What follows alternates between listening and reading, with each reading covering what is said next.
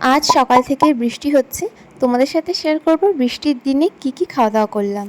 সকালের খাবারটা ভিডিও করতে ভুলে গেছি। সকালে নিরামিষ আর একটা ভাজা দিয়ে ভাত খেয়েছিলাম। আর দুপুরে মা করেছিল পুঁই শাকের পাতা দিয়ে বড়া, ডাল, একটা শাক, সেটার নাম আমি ভুলে গেছি, আর ছিল কাতলা মাছের ঝোল। পুঁই শাকের বড়াটা খেতে ভীষণ ভালো হয়েছিল। আমি বড়া দিয়ে খাওয়ার জন্য ডাল নিয়ে নিয়েছি, এক কামড় বড়া খাচ্ছিলাম আর ডাল দিয়ে ভাত খাচ্ছিলাম। এভাবে খেতে না আমার ভীষণ ভালো লাগে, মানে বড়া দিয়ে ডালের কম্বিনেশনটা ভীষণ ভালো।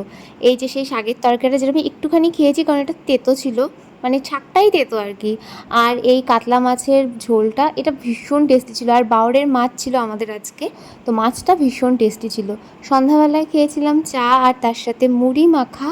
আর রাতের জন্য তো স্পেশাল কিছু ছিল, রাতের জন্য ছিল চিকেন কষা আর চিকেনের ঝোল। এই যে হচ্ছে ঝোল, আর ওই পাশে আমি মাংসটাকে কষাচ্ছি। আর তার সাথে ছিল আমার ফেভারিট গোবিন্দভোগের চাল দিয়ে খিচুড়ি। আর আমার মা না খিচুড়িটা ভীষণ ভালো রান্না করে।